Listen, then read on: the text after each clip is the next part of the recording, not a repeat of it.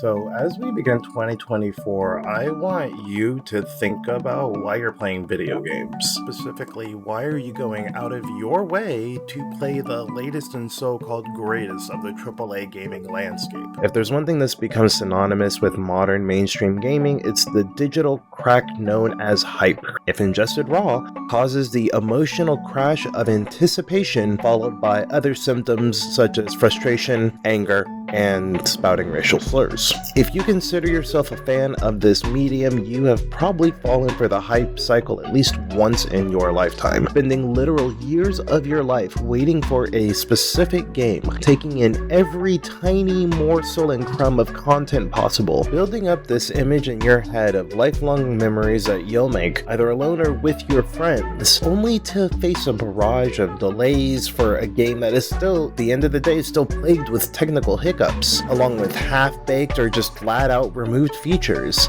And in the worst of all cases, all of this included with the fact that they are including wallet-draining microtransactions and downloadable contents. And I guess based on some of the games that were released in 2023, games that were so bad, we now have to have the discussion of whether or not they should be considered scams. Now, this may be the dad in me, but this is not too far off from how I have envisioned and experienced home ownership. It's all fun and games until you actually have to interact with it. Then you realize that it was nothing like you promised, and based on that story of that one hazardous drug house that went up for sale that was, earlier last year, we could have discussions on, whether or not something like that would be considered a scam. And while I understand and wholeheartedly support things like early access games, Baldur's Gate 3 being a great example of this, at the same time, is it really worth it?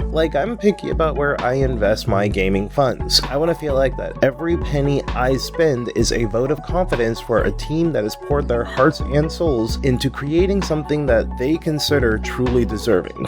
And on top of that, we're now drowning in a sea of options that are literally being given away for free a weekly or bi-weekly basis, or in the case of Epic during the month of December, daily basis. And just like when I have to make roasted potatoes for my family of 6, there's just never enough time. Thank you very much. I am on the internet, so I will be here forever. My hard drives are filled to the brim with games that I barely touch, mods that never even got launched, and a backlog that's literally a sacrificial shrine to my ADHD, where instead of feeding my indecisive demons, babies, and virgins and things like that, I feed them half-finished projects and a bunch of really good boxes that I swear I will find a use for one day. I used to think the endless cycle of new releases was the only way to really stay current within the gaming scene, but games like RimWorld, Dwarf Fortress, and Monster Hunter have really changed my perspective. These are examples of games that have absolutely thriving communities, and some would even say still growing communities, and the modding scenes within these games basically give these games infinite shelf lives. It's like a great book that you can pretty much just pick up at any time and dive right back in. And one could even argue that they are games and stories that never end themselves, always building new worlds and things of that nature. But I feel like in all that there lies a little bit of a paradox. There's this allure of having endless content and updates and just new stuff coming around the corner that it ends up culminating in a very overwhelming backlog. I'm guilty of this myself. I am a mod addict. I'm constantly just adding stuff that seems even slightly interesting, and I will sit there spending a literal full day downloading and installing mods, and then when I finally feel like, okay, I'm ready to play the game, I'm already done. It's time to go to bed, and I just don't care anymore. And also, let's not forget about the mobile gaming scene. While there are tons of great mobile-specific games, and I think that it is definitely a great platform for some really interesting experimentation, it doesn't change the fact that 9 out of 10 games end up costing you more than a full price console or PC game, or hell, even sometimes more than a full console. Like, think about all the money you've spent on a certain mobile game and think about how many other games you could buy during something like a Steam sale or a Humble Bundle. And yes, I know we just talked about backlogs and everything like that, but we also practice frugality here on my channel. I have 4 kids, so I have to pinch every penny possible.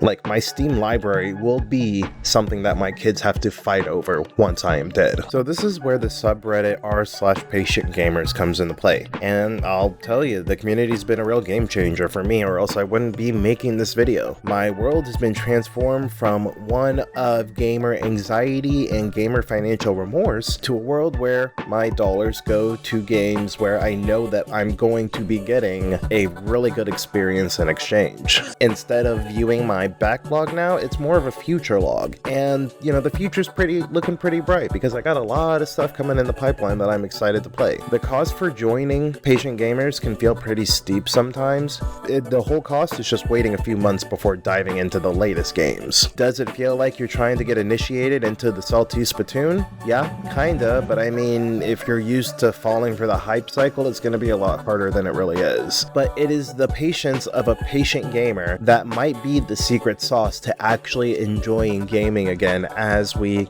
start rolling into 2024. So here's my pitch. Maybe it's time to take a step back, learn about the patient gamer mentality, and reclaim the joy of gaming without the pressure of discourse, day one patches, and dead dreams. Because at the end of the day, why did you start playing video games? To experience something? To feel immersion? To feel the wonder and excitement of exploration? Or was it to spend a bunch of money on cosmetics that become null and void the second the next remake in that 10-year game remake sequel train has enough progress completed that they can actually call it an open beta? So my children, my other children, my online children, welcome to the path to gaming nirvana in 2024.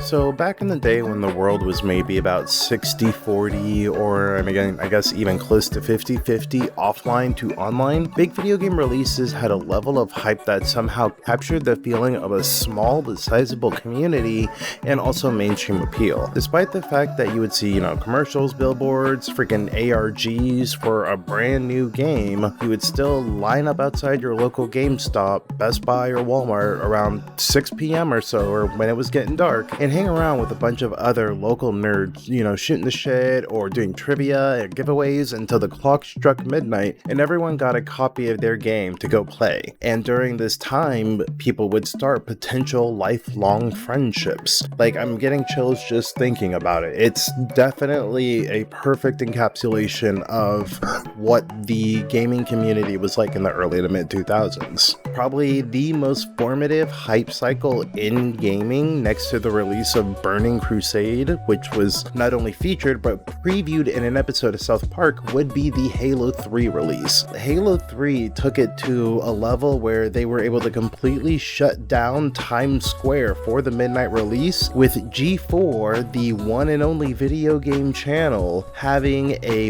essentially a midnight countdown stream. But despite the size of this release within the gaming community, by the mainstream crowd, it was still considered something novel or unique or a bit of an anomaly. Very similar with Skyrim coming out on 11/11/11. I remember meeting up at a friend's house. There was probably a good 6, maybe 8 of us all crammed into one person's house, essentially having a LAN party for a single player game. I mean, it may be because I'm older, maybe because I have kids, but it doesn't seem like that's very common anymore. I think the difference between now and then is that those types of things used to be the exception in regards to how hype was generated, but now it's expected. It's not even the norm, it's like the bare minimum, and that kind of sucks. Yeah, when Diablo 4 was releasing, it took over billboards and, blotted out the sun and all this other stuff, but Activision Blizzard is still a billion-dollar company, and because of that, we expect that level of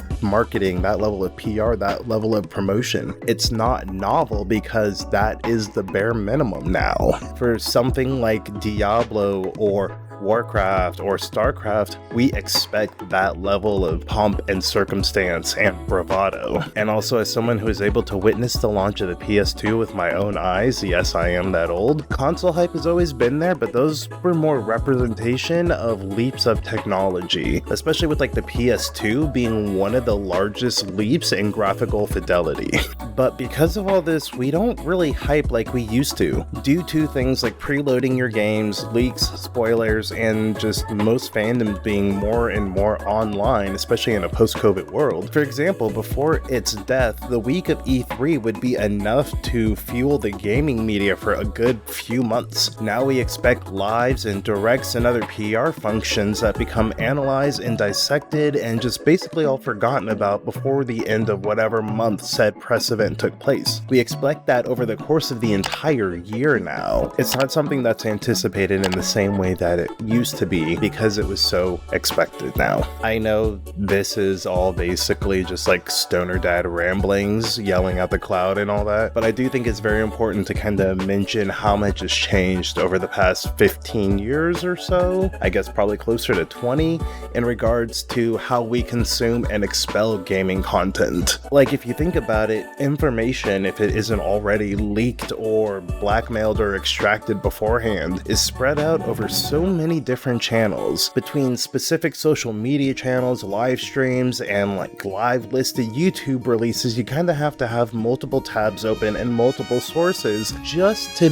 basically get a basic idea of the culmination of all the information that has been presented to you. And all of this just to be able to get some sliver of an idea of what you are playing from one of those bullshot, technically in-engine but really upscaled video game trailers that you end up watching. I think one of the things that I have definitely learned over my quote-unquote gaming career, definitely maybe just wait a little bit before you have to start getting yourself involved in discourse. Maybe take a little bit of time to make sure that what you are seeing or hearing isn't the final word. So, in other words, be patient. Be a patient gamer. Learn the history of patient gaming. Next segment, transition. Patient Gamers was started in 2011, about 12-13 years ago, by a Reddit user named Zior. The user JetMax25 made an old meme using the slowpoke macro,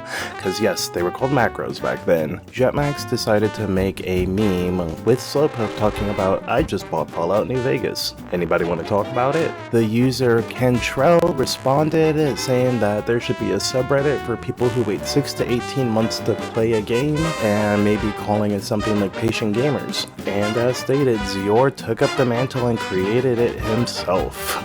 It was started as a hub that is free from the hype and oversaturation of current gaming releases, and the rest, they say, is history. Once the subreddit itself was up and running, it started getting pretty gradual and regular growth. As someone who has a background in public relations and marketing, and I also like looking at Wall Street Bets loss porn, I really enjoy finding outlying spikes and dips and finding out what possible causes of those spikes and dips are. So if we look at Q3 and Q4 of 2016, there were a few months that really started this whole patient gamer movement. The growth of the subreddit really started to get exponential, and 2017 was probably the big breakout year for the subreddit itself. So I'm trying to think, and like, what big gaming controversy happened in mid to late 2016 that could have helped really push the conversation and the concept of patient gaming.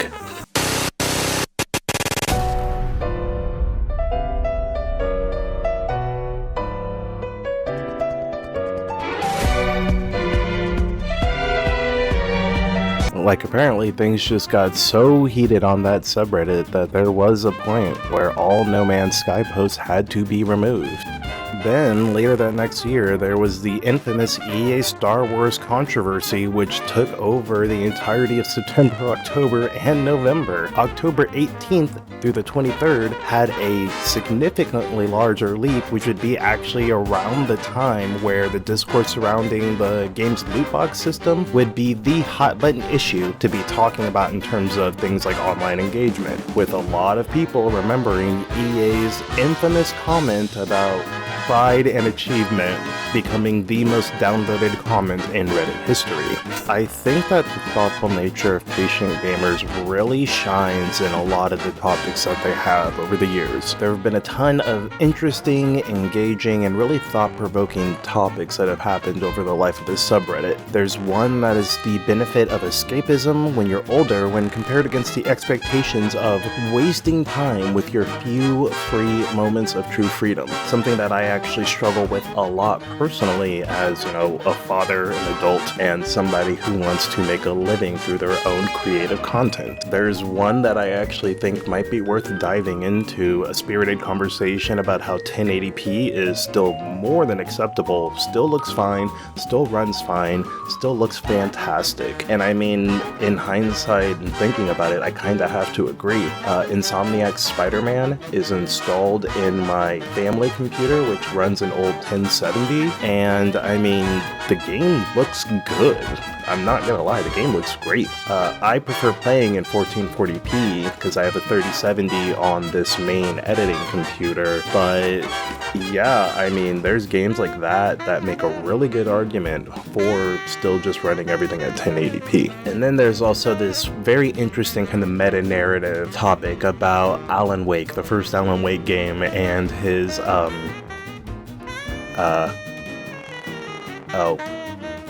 I think they meant to say flashlight. But seriously though, the topic itself is actually really good and a really good discussion about how they use light and darkness as themes in the game and center most of the gameplay between the manipulation of the two, which is actually really good foreshadowing, for a lot of the themes and gameplay mechanics of Alan Wake 2. The gift of hindsight does a lot for just revisiting games you played in the past or as foundational context for a new adventure you're about to take. Cyberpunk, I would say, is probably a perfect example of this. Knowing the whole discourse around Cyberpunk 2077 and watching what it's become now has actually made me more interested and more excited to play through the whole thing. And I honestly feel extremely and beyond lucky that I get to be one of the few thousands of people that get to play Cyberpunk for the first time with the quote-unquote final version. As someone who was excited when the reveal was made, 10 years or so ago, I feel like it was worth the wait. I felt like I basically just found a good stock, sat on it, and just held. And honestly, that type of excitement is something that a lot of older gamers know well, especially, back in the day, but it's really nice to actually feel it as a grown-ass old man adult. Alright, so we are pushing along, we're getting a little bit long in the tooth, so let's start bringing it back home. So I'm gonna, pass on some advice here. I'm not saying that these are like good tips or anything, but this has worked for me in regards to having more patient gamer type habits.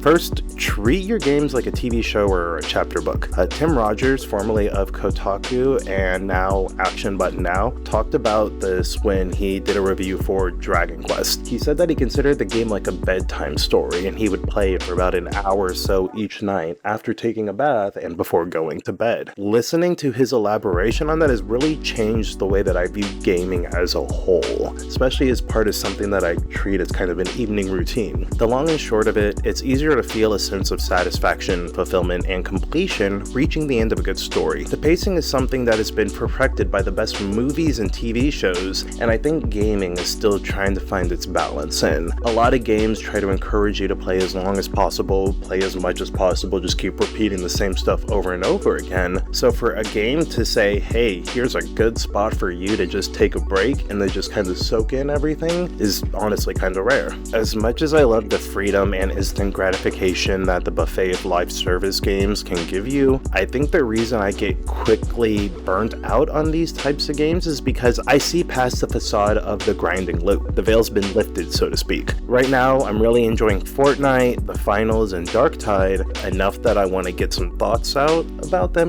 talk about them a little bit, but holy shit, playing those games knowing that there's literally no end in sight really kills the vibe. It kills the vibe and it kills the rush that those games are really good at giving me on a fairly consistent basis. But you know what feels better than that? Being able to play Yakuza 0 at max settings and not have to worry about a damn thing.